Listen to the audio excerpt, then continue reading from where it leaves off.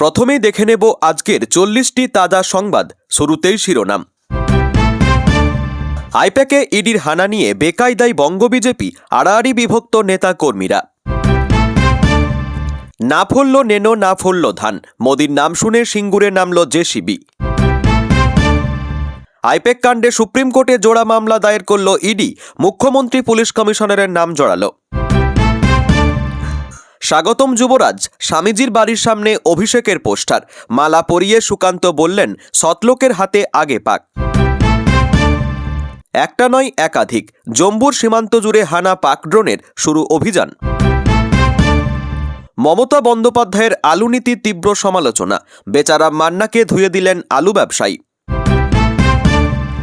মুখ্যমন্ত্রী মমতার বিরুদ্ধে সিবিআই তদন্ত, আরও একগুচ্ছ আর্জি নিয়ে সুপ্রিম কোর্টে গেল ইডি। যোগীর আসন টলমল, উত্তরপ্রদেশে নিয়োগ করা হতে পারে তৃতীয় উপমুখ্যমন্ত্রী। কলকাতা হাইকোর্টের নয়া প্রধান বিচারপতি পদে বিচারপতি সুজয় পাল। সঙ্গে থাকবে অত্যাধুনিক সরঞ্জাম। আইপ্যাক কাণ্ডের পর রাজ্যে আনা হল সিআরপিএফের পর র্যাপিড অ্যাকশন ফোর্স। এবার সমুদ্রে শক্তি বাড়ছে ভারতের, নূতন মিসাইল হাতে পাচ্ছে ভারতের নৌবাহিনী।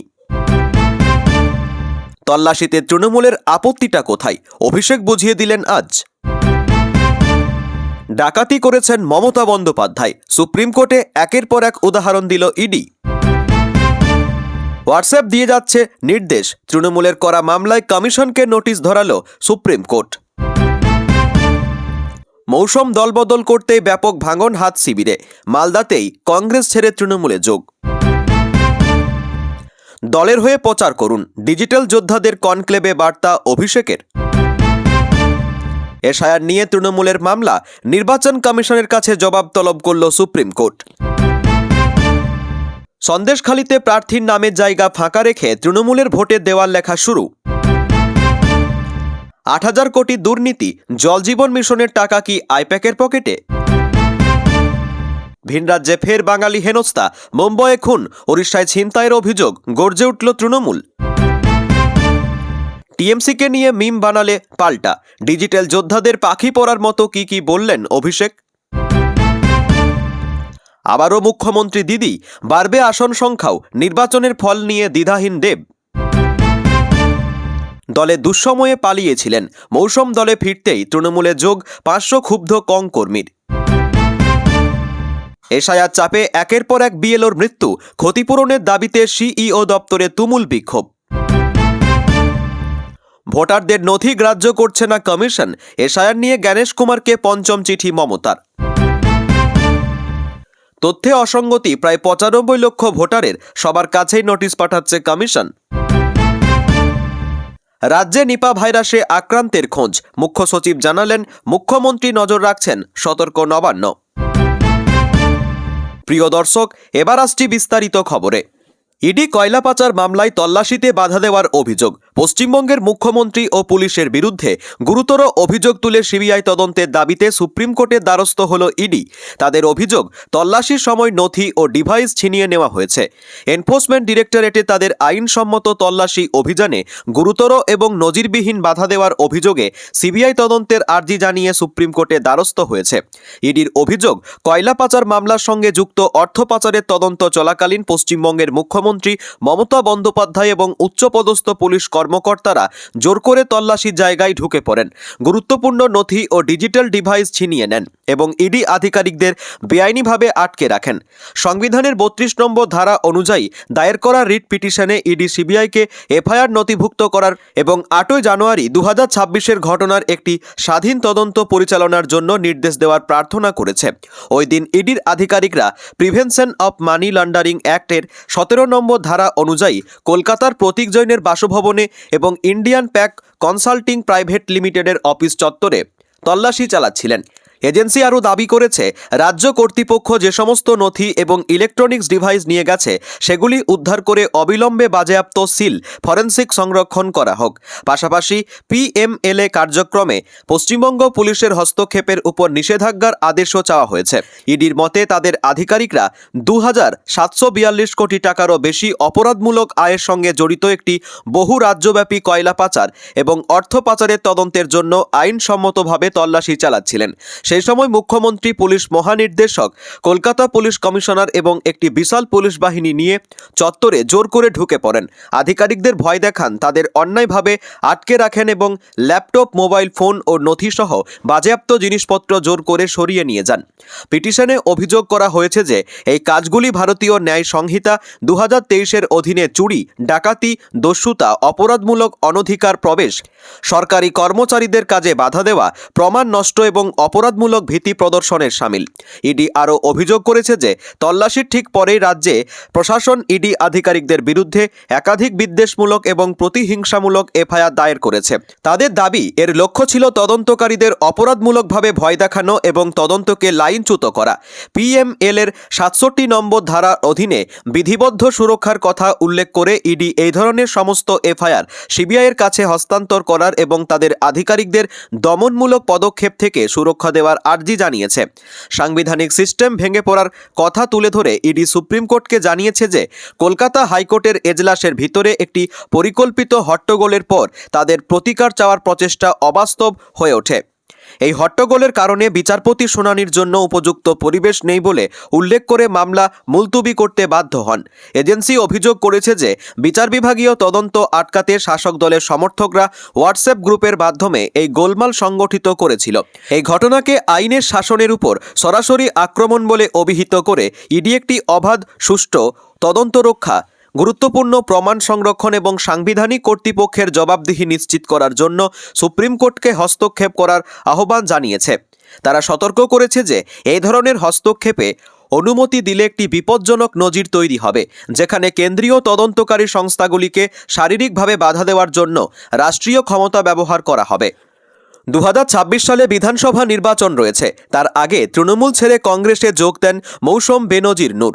মৌসম তৃণমূলের রাজ্যসভার সাংসদ ছিলেন, আর সেই পদে ইস্তফা দিয়ে কংগ্রেসে ফেরেন। পুরনো দলে ফিরেই মৌসম বার্তা দেন কংগ্রেসকে শক্তিশালী করবেন। কিন্তু তার ২ সপ্তাহ কাটেনি, খোদ মালদহে ভাঙন ধরল কংগ্রেসে, আর তারা যোগ দিলেন তৃণমূলে। সুতরাং কংগ্রেসকে শক্তিশালী করার বিষয়টি প্রশ্নের মুখে পড়ে গেল। নতুন বছরে তৃণমূলকে বড় ধাক্কা দিয়েছে বলে মনে করে কংগ্রেস, কিন্তু অবশেষে দেখা গেল জোর ধাক্কা খেয়েছে তৃণমূল। এদিকে খোদ মালদহের বৈষ্ণবনগর এলাকায় কংগ্রেসে বড়সড় ভাঙন দেখা দিয়েছে। কংগ্রেসে ফিরলেও মৌসুমের ক্যারিশমা যে কাজ করল না, সেটা এই ভাঙনে স্পষ্ট হয়ে উঠেছে।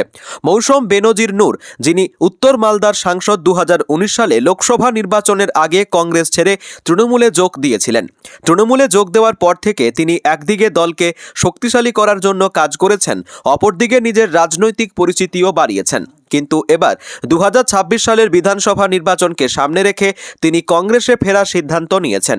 সেটা কতটা সাফল্য পাবে তা নিয়ে প্রশ্ন রয়েছে। অন্যদিকে মৌসুমের কংগ্রেসে ফেরার সিদ্ধান্তকে অনেকেই রাজনৈতিক কৌশল হিসেবে দেখছেন। তবে কংগ্রেসে ফেরার পর মালদহের বৈষ্ণবনগরে কংগ্রেসের ভিতরে বড়সড় ভাঙন ধরেছে, যা রাজনৈতিক অঙ্গনে বিস্তর সাড়া ফেলে দিয়েছে।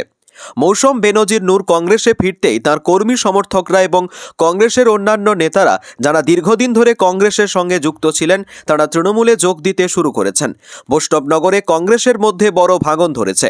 প্রাক্তন গ্রাম পঞ্চায়েত প্রধান এবং প্রাক্তন পঞ্চায়েত সমিতির সদস্য মতিউর রহমান তৃণমূলে যোগ দিয়েছেন। বৈষ্ণবনগরের বিধায়ক চন্দনা সরকারের উপস্থিতিতে তারা তৃণমূল কংগ্রেসে যোগদান করেন। আর কংগ্রেস ছেড়ে তৃণমূলে যোগ দেন ৭০০ জন কর্মীও। এছাড়া মৌসম বেনজির নূরের কংগ্রেসে ফিরে যাওয়ার ঘটনাটি তৃণমূলের জন্য বড় চ্যালেঞ্জ হয়ে দাঁড়িয়েছে, কারণ তিনি শুধু এক রাজনৈতিক নেত্রী নন, একটি বড় নির্বাচনী অঞ্চলের সাংসদ। তার এই পদক্ষেপের ফলে কংগ্রেসের ভিতরে এক নতুন শক্তির উত্থান হতে পারে বলে ধরে নেওয়া হয়েছিল, কিন্তু সেটা বাস্তবে মিলল না। তবে কংগ্রেসের মধ্যে এমন ভাঙন দেখা দেওয়ায় তাদের সংগঠনের জন্য ক্ষতিকর হতে পারে। তখন একদিকে তৃণমূল কংগ্রেস শক্তিশালী হয়ে উঠছে, অপরদিকে কংগ্রেসের মধ্যে যদি এমন ধরনের ভাঙন অব্যাহত থাকে, তাহলে রাজ্যের নির্বাচনী প্রেক্ষাপটে বড় প্রভাব ফেলবে। চতুর্থবারের জন্য রাজ্যের মুখ্যমন্ত্রী হবেন মমতা বন্দ্যোপাধ্যায়। অনেক বেশি আসন পেয়ে তৃণমূল কংগ্রেস ফের সরকার গঠন করবে, এমনই আত্মবিশ্বাসী ঘাটালের তৃণমূল সাংসদ তথা অভিনেতা দেব। একটি সভায় বক্তব্য রাখার সময় দেব এই কথা জানিয়েছেন। চলতি বছরে রাজ্যে বিধানসভা নির্বাচন, এসআইআর আবহের মধ্যেই ভোটের উত্তাপ বাড়তে শুরু করেছে বাংলায় এসআইআর প্রক্রিয়া চলছে। ফেব্রুয়ারি মাসের 14 তারিখ বাংলা চূড়ান্ত ভোটার তালিকা প্রকাশ হবে। নির্বাচন কমিশন সেই বার্তা আগেই দিয়েছেন। বাংলার ভোটার তালিকায় কত মানুষের নাম বাদ যেতে পারে সেই নিয়ে চলছে জোর চর্চা। চূড়ান্ত ভোটার তালিকা প্রকাশ হওয়ার পরেই বাংলায় বিধানসভা নির্বাচনের দিনক্ষণ ঘোষণা হবে, এমনই মনে করছে রাজনৈতিক মহল। বিভিন্ন জায়গায় সভাও শুরু হয়ে গিয়েছে ইতিমধ্যেই। ভোটের প্রচারের জন্য চূড়ান্ত প্রস্তুতি শুরু করেছে রাজ্যের শাসক দল তৃণমূল কংগ্রেস। এবারের ভোটেও বিপুল পরিমাণ জনসমর্থন নিয়ে তৃণমূল কংগ্রেস সরকার গঠন করবে। 2021 সাল থেকে বেশি আসন নিয়ে ক্ষমতায় আসবে তৃণমূল। চতুর্থবারের জন্য মুখ্যমন্ত্রী হবেন মমতা বন্দ্যোপাধ্যায়, সেই কথা জানাচ্ছেন তৃণমূল নেতৃত্ব। এবার সেই বার্তাই দিলেন দেব। এক সভামঞ্চে তিনি জানালেন, মানুষের সমর্থন ভালোবাসা রয়েছে। চতুর্থবারের জন্য রাজ্যের মুখ্যমন্ত্রী হবেন মমতা বন্দ্যোপাধ্যায়। দেবের কথাই আমি আবার বলছি, 2026 সালের নির্বাচনে যদি ঠিকঠাক ভোট হয়, যদি কাজের নিরিখে, মানুষের ভালোবাসার নিরিখে, বাংলাকে যে আগলে রেখেছেন সেই নিরিখে যদি ভোট হয়, মমতা বন্দ্যোপাধ্যায় আগের থেকে অনেক বেশি ভোটে চতুর্থবারের জন্য মুখ্যমন্ত্রী হতে চলেছেন, এতে কোনো সন্দেহ নেই। 2021 সালের বিধানসভা ভোটে তৃণমূল 213টি আসনে জয়ী হয়েছিল। পরে অন্যান্য দল ছেড়ে কয়েকজন বিধায়ক তৃণমূল কংগ্রেসে যোগ দেন। তৃণমূল কংগ্রেসের বিধায়কের সংখ্যা বেড়ে হয় 223। এবার গতবারের থেকে বেশি আসনে জেতার লক্ষ্যমাত্রা দিয়েছেন তৃণমূল সুপ্রিমো মমতা বন্দ্যোপাধ্যায়। অন্যদিকে দলের সাধারণ সম্পাদক অভিষেক বন্দ্যোপাধ্যায় জয়ের লক্ষ্যমাত্রা 250টি আসন বলে কর্মী সমর্থকদের জানিয়েছেন। 3 দিন আগে আইপ্যাকের অফিসে এবং কর্ণধার প্রতীক জৈনের বাড়িতে হানা দিয়েছিল ইডি তথা এনফোর্সমেন্ট ডিরেক্টরেট। তা নিয়ে রাজ্য রাজনীতি তোলপাড়। এই আবহে গেরুয়া পার্টির নেতাকর্মীদের মধ্যে তুঙ্গে উঠেছে মত পার্থক্য, যার জেরে আড়াআড়িভাবে বিভক্ত হয়ে পড়েছে বঙ্গ বিজেপি। কারণ এটা করে যে ফসল ঘরে তুলতে চেয়েছিল বিজেপি নেতামন্ত্রীরা, তা বুমেরাং হয়েছে বলে মনে করছে আদি নেতারা এবং কর্মীদের একটা বড় অংশ, যেখানে এখনও অনড় অবস্থান নিয়ে চলেছেন বিজেপির শীর্ষ নেতা মন্ত্রীরা। যদিও তৃণমূল কংগ্রেসের পক্ষ থেকে নথি চুরির অভিযোগ বড় আকার নিয়েছে বলে সূত্রের খবর। এদিকে বাংলার মানুষ এটা বলতে শুরু করেছেন, তৃণমূল কংগ্রেসকে রাজনৈতিকভাবে পরাজিত করতে না পেরে দলের আইটি সেলের অফিসে চুরি করতে গিয়েছিল ইডি অফিসাররা। যদিও এই নিয়ে এখন মামলা গড়িয়েছে কলকাতা হাইকোর্ট এবং সুপ্রিম কোর্টে। বিজেপির মুরলীধর সেন লেন কিংবা সল্টলেক অফিসে শুক্রবারের ইডি হানা নিয়েই আলোচনা তুঙ্গে উঠেছে। নির্বাচন এলেই ইডি সিবিআই বাংলায় বাড়তি সক্রিয় হয়, কিন্তু কাজের কাজ কিছুই হয় না। বরং মুখ্যমন্ত্রী মমতা বন্দ্যোপাধ্যায় বারবার জনতার সহানুভূতি জোগাড়ে সফল হচ্ছেন। এবারও তার ব্যতিক্রম হয়নি বলে নেতা কর্মীদের একাংশের দাবি, যদিও তা মানতে নারাজ শীর্ষ পদনেতারা। আইপ্যাকের অফিসে এবং কর্ণধারের বাড়িতে গিয়ে একটা ইস্যু তৈরি করে দিয়েছেন তৃণমূল কংগ্রেস সুপ্রিমো। এই নিয়ে বিভক্ত হয়ে পড়েছে বঙ্গ বিজেপি বলে সূত্রের খবর। অন্যদিকে এই ঘটনা জনমানসে বিরূপ প্রতিক্রিয়া তৈরি করছে বলে মনে করেন আদি নেতারা। প্রধান বিরোধী দল হিসেবে কি করা উচিত সেটা বুঝে উঠতে পারছে না বলে তাদের দাবি। দলের কেন্দ্রীয় সভাপতি জগৎ প্রকাশ নাড্ডা কলকাতায় থাকাকালীন ইডি এসে তৃণমূলের পরামর্শদাতা সংস্থার অফিস ও তার কর্ণধারের বাড়িতে তল্লাশি চালায়। তখন তৃণমূল নেত্রী মমতা বন্দ্যোপাধ্যায় তার পার্টির গোপন নথি চুরি হচ্ছে বলে অভিযোগ তুলে বিবিধ ফাইল নিয়ে আসেন। এটা কমব্যাট করতে পারেননি বিজেপি নেতারা, যার জেরে এখন বেকায়দায় পড়েছে পদ্মফুল পার্টি বলে দলের অন্দরে চর্চা তুঙ্গে। মুখ্যমন্ত্রী মমতা বন্দ্যোপাধ্যায় আক্রমণের ঝাঁজ সপ্তমে তুলে অমিত শাহ থেকে শুরু করে বিজেপি নেতামন্ত্রীদের তুলোধনা করেছেন। এই পরিস্থিতিতে বঙ্গ বিজেপি থেকে শুরু করে কেন্দ্রীয় নেতাদের ভূমিকা কি, এই প্রশ্ন উঠতে শুরু করেছে। এটা তো হারার আগেই হেরে বসে থাকা বলে মনে করছেন তাঁরা। আর এটা চলতে থাকলে ইডির গ্রহণযোগ্যতা নিয়ে গোটা দেশে প্রশ্ন উঠবে বলে মনে করেন বিজেপি নেতাকর্মীদের একাংশ। এখন শহুরে ভোটারদের টার্গেট করছে বিজেপি, তাই পুরসভা ভিত্তিক নাগরিক সমস্যার কথা তুলে ধরে চার্জশিট তুলে ধরার কৌশল নিয়েছে বঙ্গ বিজেপি বলে সূত্রের খবর।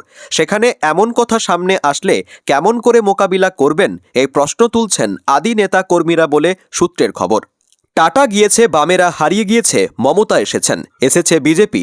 সিঙ্গুর আন্দোলনের পর অনেকটাই বদলে গিয়েছে রাজ্যের রাজনৈতিক সমীকরণ। আগের মতো রাইটার্স বিল্ডিং নয়, এখন গুরুত্ব বেশি নবান্নের। কিন্তু এত কিছুর বদলের নেপথ্যে থাকা অনুঘটক আজও বদলায়নি। শরৎ এলে সেই জমিতে কাশ ফোটে, কিছুটা চাষবাস হয়, কিন্তু বেশিরভাগটাই পড়ে রয়েছে। আর সেই বাম আমলের মতোই আজও প্রশাসনের দিকেই তাকিয়ে রয়েছে সিঙ্গুরবাসী।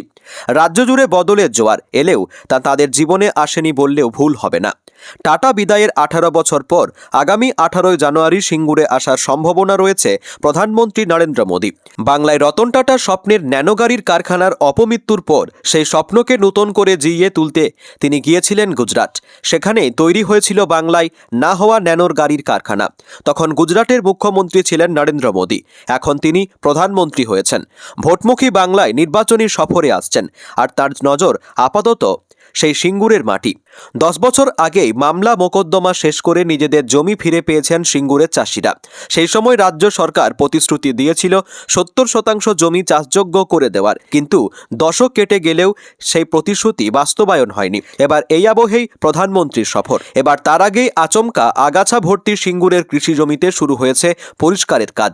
মোদীর সফরের আগে সিঙ্গুরের বাজে মেলিয়া মৌজা এলাকায় 15টিরও বেশি জেসিবি নামিয়ে চলছে বন পরিষ্কার। অন্যদিকে ক্ষোভে ফুঁসছেন সিঙ্গুরের চাষিরা। জমি পেলেও তা এখনও চাষযোগ্য করে দেওয়া হয়নি বলেই দাবি তাদের। এদিন মহাদেব দাস নামের সিঙ্গুরের এক কৃষক বলেন, জমিটিকে চাষযোগ্য করার জন্য আমরা দীর্ঘদিন ধরে দাবি জানিয়েছি। প্রশাসনের কাছে এই মর্মে একাধিকবার আবেদন জানানো হয়েছিল, কিন্তু কেউ কথা কানে তোলেনি।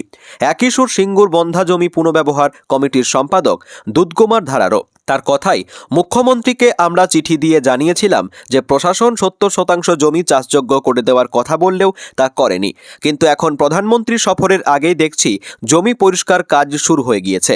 এখানকার বিধায়ক মিথ্যাচার করেছিলেন, সেটা এখন ফাঁস হয়ে যাওয়ার ভয়েই জমি পরিষ্কার করছে।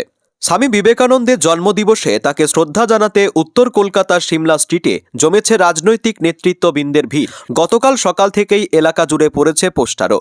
কোনো পোস্টারে মুখ হয়েছেন যুবরাজ অভিষেক বন্দ্যোপাধ্যায়, কোনো পোস্টারে আবার রাজ্যের বিরোধী দলনেতা শুভেন্দু অধিকারী। যা ঘিরে জমজমাট রাজনীতি। সোমবার বিবেকানন্দের 163তম জন্মবার্ষিকী। সেই উপলক্ষে সকাল সকাল সিমলা স্ট্রিটের বাড়িতে পৌঁছে গিয়েছিলেন কেন্দ্রীয় প্রতিমন্ত্রী সুকান্ত মজুমদার, শুভেন্দু অধিকারীরা। বিকেলে বিবেকানন্দের উদ্দেশ্যে শ্রদ্ধা জ্ঞাপন করতে সেখানে যাওয়ার কথা রয়েছে অভিষেক বন্দ্যোপাধ্যায়ের। ইতিমধ্যেই তাকে স্বাগত জানাতে পড়েছে পোস্টারও, তাতে লেখা স্বাগতম যুবরাজ। এদিন বিবেকানন্দের মূর্তির পাদদেশে মালা দিয়ে সেই যুবরাজ তকমাকেই নিজের হাতিয়ার করেন সুকান্ত। তৃণমূলের সেকেন্ড ইন কমান্ড তথা সেনাপতিকে রাজপরিবারের অংশ বলে কটাক্ষ করে কেন্দ্রীয় প্রতিমন্ত্রী বলেন, যুবরাজ আসবেন, তিনি বাংলার রাজপরিবারের অংশ, আমাদের তাতে কি করা রয়েছে, আমরা প্রজা, আমি তো তাই আগে গিয়ে মালাটা দিলাম। স্বামীজি অন্তত একটা সৎলোকের হাতে আগে মালাটা পাক, না হলে এই চোরেরা মালা পরাবে, সেটা দেখতে খুব খারাপ লাগে। কয়লা পাচার, গরু পাচার নাম জড়িয়ে রয়েছে, এরা নাকি মালা পরাবে। সোমবার সকালে সিমলা স্ট্রিটে উপস্থিত ছিলেন রাজ্যের নারী ও শিশু সুরক্ষা মন্ত্রী শশী পাঁজা। যুবরাজ পোস্টার বিতর্ক নিয়ে প্রশ্ন করা হয়েছিল তাকে, তবে তাতে গুরুত্ব দিতে নারাজ মন্ত্রী। শশী পাঁজার মতে, এখানে বিজেপির এইসব প্রসঙ্গ নিয়ে আলোচনার প্রয়োজন নেই। এমনকি সুকান্তর কটাক্ষকে গুরুত্বহীন এবং ঔদ্ধত্যের প্রতীক বলেই অভিহিত করেছেন রাজ্যের মন্ত্রী। চুপিসারে ফের নজরদারি চালানোর চেষ্টা পাকিস্তানের। এদিন সন্ধ্যায় জম্মু কাশ্মীর এবং আন্তর্জাতিক সীমানা সংলগ্ন অঞ্চলে জারি হলো হাই অ্যালার্ট। প্রথমে আকাশে উঠতে দেখা গেল আলোকবিন্দু, তারপর একটু ভালো করে নজর রাখতেই ঠাউর করা গেল ড্রোনের অবয়ব। এক নয়, একাধিক, যা ঘিরে সীমান্তে চাঞ্চল্য। সর্বভারতীয় সংবাদ মাধ্যম ইন্ডিয়া টুডেকে নাম প্রকাশ্যে অনিচ্ছুক সেনা আধিকারিক জানিয়েছেন, সীমান্তের আকাশে মোট 5টি ড্রোন চিহ্নিত করা গিয়েছে। তারপরই সার্চ অপারেশন শুরু করেছেন জওয়ানরা। মনে করা হচ্ছে আকাশপথে অস্ত্র পাচার করতেই ওই ড্রোনগুলিকে কাঁটাতারের এতটা কাছে নিয়ে আসা হয়েছিল, তাই সেই কথা মাথায় রেখে শুরু হয়েছে তল্লাশি অভিযান। তবে এই নিয়ে এখনও আনুষ্ঠানিকভাবে কিছু জানায়নি ভারতীয় সেনা। তবে এই ড্রোনগুলি যে কোনো একটি নির্দিষ্ট জায়গাতেই দেখা গিয়েছিল এমনটা মোটেই নয়। জানা গিয়েছে এদিন সন্ধ্যায় 6:30 নাগাদ প্রথম ড্রোনটির দেখা মেলে, তাও আবার রাজৌরি জেলার নৌশেরা সেক্টরে। সঙ্গে সঙ্গে সেটিকে লক্ষ্য করে গুলি চালান কর্তব্যরত জওয়ানরা। প্রায় একই সময় রাজৌরি সংলগ্ন তেরিয়াত এলাকার খাব্বার গ্রামে আকাশের দিকে ড্রোনের মতো একটি বস্তু দেখতে পায় সেনা। ওই এলাকায় মোতায়েন থাকা জওয়ানরা ইন্ডিয়া টুডেকে জানিয়েছেন, আচমকায় ধর্মশালার কাছ থেকে আকাশের দিকে জ্বলজ্বলে একটি বস্তু উড়ে এলো, কিন্তু কয়েক সেকেন্ড দেখা গিয়েছিল সেটিকে। অদৃশ্য হওয়ার আগে ভারাখের দিকেও এগিয়ে যায় ওই সন্দেহজনক বস্তুটি। একই ঘটনা ঘটেছে সাম্বা জেলাতেও। সেখানে সন্ধ্যা 7:15 নাগাদ ড্রোনের মতো বস্তু আকাশে উঠতে দেখেছে সেনা। এবার তৃণমূল কংগ্রেসের ডিজিটাল যোদ্ধাদের কনক্লেভে উপস্থিত হয়ে বার্তা দিলেন দলের সর্বভারতীয় সাধারণ সম্পাদক অভিষেক বন্দ্যোপাধ্যায়। একদিকে কি করতে হবে বাতলে দিলেন, অপরদিকে বিধানসভা নির্বাচনে 250 আসন জিততে হবে বলেও লক্ষ্যমাত্রা স্থির করে দিলেন ডায়মন্ড হারবারের সাংসদ। নেতাকর্মীদের তৃণমূল কংগ্রেস সাংসদদের নির্দেশ, তৃণমূল সরকারের জনমুখী প্রকল্পের কথা মানুষের সামনে তুলে ধরতে হবে। এখন ডিজিটালের যুগ, তাই ভোটও হয় অন্য ধারাতে। ডিজিটাল মিডিয়ায় এখন মানুষ বেশি চোখ রাখেন, তাই সেখানে তৃণমূল কংগ্রেসের কাজকর্ম, জনমুখী প্রকল্প এবং বিরোধী দলের মিথ্যে অপপ্রচার খণ্ডন করতে হবে সোশ্যাল মিডিয়াতেই। এমনই বার্তা দিয়ে অভিষেক বন্দ্যোপাধ্যায় বলেন, কোনো ছোট মেজো সেজো নেতাদের নামে প্রচার নয়, দলের হয়ে প্রচার করতে হবে, কারণ ব্যক্তি নয়, দলই বড়। রাজ্য সরকারের প্রকল্পের কথা মানুষের কাছে তুলে ধরতে হবে সোশ্যাল মিডিয়ায়। একদিকে নানা ঘটনা নিয়ে মিথ্যে ভিডিও বানিয়ে সোশ্যাল মিডিয়ায় ছড়িয়ে দেয় বিজেপি। আজ এই অভিযোগ তোলেন তৃণমূল কংগ্রেসের সেকেন্ড ইন কমান্ড। তাই এই বিষয়ে সতর্ক থাকতে বলেছেন তৃণমূল কংগ্রেস সাংসদ অভিষেক বন্দ্যোপাধ্যায়ের বক্তব্য, নিজের স্বার্থে দলকে ব্যবহার করলে সেটা বরদাস্ত করা হবে না। দলকে ভালোবাসতে হবে, আমজনতার পাশে দাঁড়াতে হবে। ব্যক্তি নয়, দলই বড়। মেজো সেজো নেতার নামে জয়ধ্বনি নয়, দলকে ভালোবাসুন। রাজ্য সরকারের সাফল্যের কথা দেখানো হয় না, আর সেই দায়িত্ব আপনাদের নিতে হবে, যাতে মানুষ জানতে পারে। অন্যদিকে এরপরই কর্মীদের উদ্দেশ্যে অভিষেক বিধানসভা নির্বাচনের ফলাফল নিয়ে লক্ষ্যমাত্রা বেঁধে দেন, যাতে বিজেপিকে আস্থা কুড়ে ছুঁড়ে ফেলা যায় সে কথাও বুঝিয়ে দেন তিনি। অভিষেকের কথাই, সংবাদ মাধ্যম যদি প্রচার না করে তাহলে আমাদেরই করতে হবে। তার জন্য রয়েছে social media platform Facebook, x, YouTube. আপনারা আমাদের সরকারের জনমুখী প্রকল্পগুলি মানুষের সামনে তুলে ধরুন। বিজেপির অর্থবল রয়েছে, আমরা মিথ্যেবাদীর পার্টি নয়, আমরা আদর্শের উপর দল করি। আমরা রটনাকে ঘটনা বানাতে পারবো না, যেটা বিজেপি করে। ওরা বাংলাকে কুলুষিত করার জন্য অনেক কিছু করে, আমাদেরও কিছু দায়িত্ব রয়েছে। বিজেপি যদি কিছু পোস্ট করে, সঙ্গে সঙ্গে তা যাচাই করে পাল্টা দিন। এবার ফলাফল 250 করতে হবে। বারবার খবরের শিরোনামে উঠে আসা সন্দেশখালিতে এবার শুরু হলো তৃণমূলের ভোটের দেওয়াল লেখা। 2026 সালের বিধানসভা ভোটের প্রচার শুরু করে দিলেন সন্দেশখালী তৃণমূলের বিধায়ক সুকুমার মাহাতো সহ ব্লক সভাপতি। সন্দেশখালী তুষখালী এলাকা থেকে 2026 সালের বিধানসভা ভোটের প্রচারে দেওয়াল লেখার কাজ শুরু করলেন তাঁরা। দেওয়ালে লেখা হলো, 2026 সালের বিধানসভা ভোটে তৃণমূল প্রার্থীকে বিপুল ভোটে জয়যুক্ত করুন, কিন্তু প্রার্থীর নাম লেখা নেই। বিধায়ক সুকুমার মাহাতো ও ব্লক সভাপতি দিলীপ মল্লিক বলেন, বিধানসভা ভোটে দলের প্রার্থী কে হবে সেটা আমাদের কাছে বড় বিষয় না। যে বা যিনি দলের প্রার্থী হবেন, আমরা তার হয়েই লড়ব এবং তাকেই আমরা সন্দেশখালীর মাটিতে আবার জেতাবো। যে প্রার্থী হবে সে তৃণমূলেরই একজন সৈনিক, তাই প্রার্থী আমাদের কাছে বড় বিষয় না, দলটাই আমাদের কাছে বড় বিষয়। আর সেই কারণে আমরা 2026 সালের ভোটের প্রচার শুরু করে দিলাম বিবেকানন্দের জন্মদিনের দিন থেকে। বিধায়ক সুকুমার মাহাতো জানিয়েছেন, বঙ্গে ভোটের দামামা বেজে গেছে। সেদিন যেদিন এসআইআর শুরু হয়েছে, বিজেপি ভয় পেয়েছে বলে ইডিকে দিয়ে আইপ্যাকের অফিসে তল্লাশি করেছে। প্রার্থী জয়ী হন, সন্দেশখালী প্রস্তুত রয়েছে তাকে জেতানোর জন্য, সমস্ত শক্তি নিয়ে প্রচারে ঝাঁপিয়ে পড়ার জন্য। ফের সন্দেশখালী থেকে তৃণমূলের প্রার্থী জয়ী হবেন বলে দাবি করেছেন তিনি। আগামী দিন সন্দেশখালীর আরও একাধিক দেওয়ালে এভাবেই সেটা হচ্ছে, শাসক দল তাদের কথার দিকে প্রচার অভিযান চালাবে বলে জানা গিয়েছে। পশ্চিমবঙ্গে ভোটার তালিকায় বিশেষ নিবিড় সংশোধন প্রক্রিয়ায় যাদের তথ্যগত অসঙ্গতি বা লজিক্যাল ডিসক্রিপেন্সি ধরা পড়েছে, সে 94,50,000 ভোটারের কাছে নোটিশ পাঠাচ্ছে কমিশন। দ্য ওয়াল আগেই খবর করেছিল যে প্রায় 1 কোটি ভোটারের তথ্যগত অসঙ্গতি ধরা পড়ায় তাদের ডাকা হতে পারে শুনানিতে। সেই মতো প্রস্তুতিও শুরু করে দিয়েছিল সিইও দপ্তর। গতকাল কমিশনের অভ্যন্তরীণ পর্যালোচনায় উঠে এসেছে, অসঙ্গতিগুলি এক ধরনের নয়, তার মধ্যে রয়েছে পারিবারিক সম্পর্ক, বয়সের ব্যবধান ও উত্তরাধিকার সংক্রান্ত তথ্যের গরমিল। ভাঙা হিসাব বলছে নির্বাচন কমিশনের এক সূত্রের খবর, এই 28,48,000-এর মধ্যে রয়েছেন সেই সব ভোটার যাদের বয়স 45 হলেও 2002 সালে ভোটার তালিকায় নাম নেই। কমিশন স্পষ্ট করেছে, লজিক্যাল ডিসক্রিপেন্সি মানেই নাম বাতিল এমন নয়, তবে নির্দিষ্ট সময়ের মধ্যে তথ্য যাচাই না হলে চূড়ান্ত ভোটার তালিকায় তার প্রভাব পড়তে পারে। সেই কারণেই নোটিশ পাওয়ার পর সংশ্লিষ্ট ভোটারদের প্রয়োজনীয় নথি জমা দিয়ে জবাব দেওয়ার নির্দেশ দেওয়া হয়েছে। পশ্চিমবঙ্গে ভোটার তালিকার বিশেষ নিবিড় সংশোধন চলাকালীন নির্বাচন কমিশনের চিহ্নিত তথাকথিত লজিক্যাল ডিসক্রিপেন্সির তালিকায় শুরুতে নাম ছিল প্রায় 1,36,00,000 ভোটারের। তবে সংশোধিত তথ্য অনুযায়ী তথ্যগত অসঙ্গতির সংখ্যা আরও 1,36,00,000 নেই, তা নেমে এসেছে 94,50,000-এ। সম্প্রতি লজিক্যাল ডিসক্রিপেন্সি বা তথ্যগত অসঙ্গতির তালিকা প্রকাশ ঘিরে নির্বাচন কমিশনের ভূমিকা নিয়ে প্রশ্ন তোলেন তৃণমূলের সর্বভারতীয় সাধারণ সম্পাদক অভিষেক বন্দ্যোপাধ্যায়। তার বক্তব্য, একই দিনে কিভাবে কমিশন একসঙ্গে খসড়া ভোটার তালিকা এবং তথ্যগত অসঙ্গতির তালিকা প্রকাশ করতে পারে, সেই বিষয়টি নিয়ে তার আপত্তি।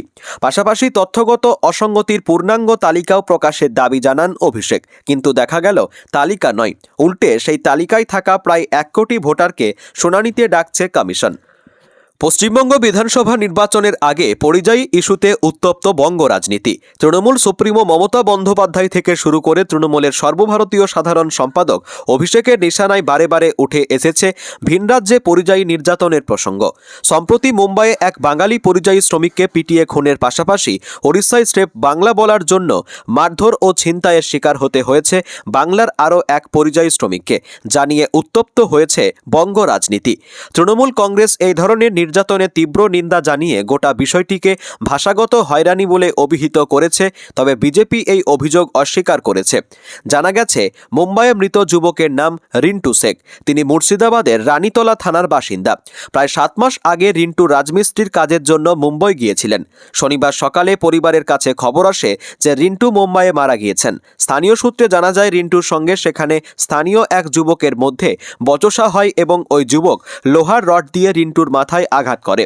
গুরুতর আহত রিন্টুকে হাসপাতালে নিয়ে যাওয়া হলে কর্তব্যরত চিকিৎসক তাকে মৃত ঘোষণা করেন। নিহতের পরিবারের তরফে খুনির ফাঁসির দাবি জানানো হয়েছে। অন্যদিকে ওড়িশায় বাংলাভাষীর অপর শ্রমিক রাজা আলীকে বাংলা বলায় মারধর করা হয়েছে বলে খবর। তিনি হুগলির গোঘাট এলাকার বাসিন্দা। অভিযোগ, প্রায় 50,000 টাকা তার কাছ থেকে ছিনিয়ে নেওয়া হয়েছে। রাজা আলী প্রায় 8 মাস আগে ওড়িশার কটকে রাজমিস্ত্রির কাজ করতে গিয়েছিলেন। অভিযোগ, তাকে আগে থেকেও বাংলা বলার কারণে হুমকি দেওয়া হয়। এরপর 10 থেকে 12 জন ব্যক্তি তার ঘরে প্রবেশ করে তাকে মারধর করে টাকা ছিনিয়ে নেয় এবং জয় শ্রীরাম স্লোগান দিতে বাধ্য করে। ঘটনার পর রাজা আলী ভয়ে ওড়িশা ছেড়ে বাড়ি ফিরে আসেন। ঘটনার পর থেকে রাজা ও তার পরিবার আতঙ্কে রয়েছে।